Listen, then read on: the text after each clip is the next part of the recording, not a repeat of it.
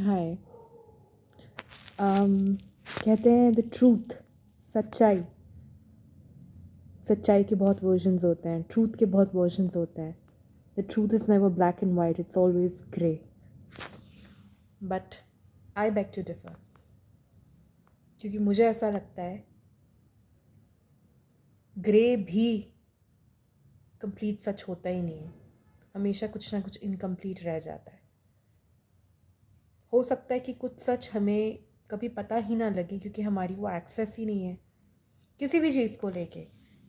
Events, personal life, some other thing. क्योंकि हर चीज़, हर component जो किसी भी चीज़ को बनाने में इन्वॉल्व होता है, फिज़िकली, एनर्जेटिकली, हम उसके सारे एलिमेंट्स तो जानते ही नहीं ना, क्योंकि हमने तो उसे बनाया ही नहीं। We are not the creator of anything, not even our bodies, not events. We think we are in control but we are not. So कहते हैं ना, truth has many versions. That's because you have never even reached the single foundational proper truth.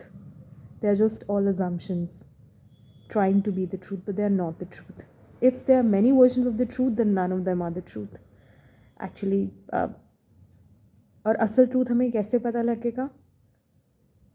उसके कुछ parameters हैं।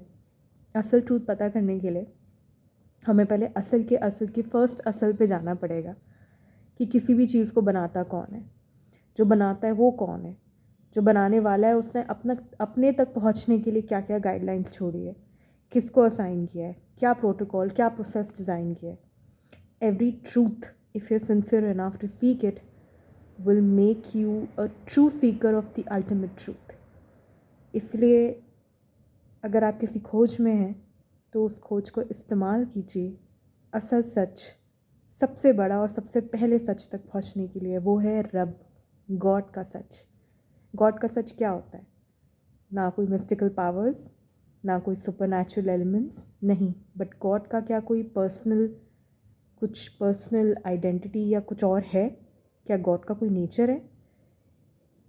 ये सब बातें ऐसी बातें हैं जो हर कोई अपने अपने तरीके से इंटरप्रेट करता है, लेकिन दरअसल ये बस एक रास्ता है जिस पे खाली वही चलते हैं जिसको वो चाहता है। पर हमें कोशिश करनी चाहिए। Truth is always one, just like God is only one, truth is always one. So be a seeker of truth in everything that you do and be. Work, life, social life, in anything and everything, be the most sincere and honest version of yourself. And if you're unsure, then at least be honest that you're unsure. If you are awake, then at least be honest that you are awake. ये होना बहुत ज़रूरी है।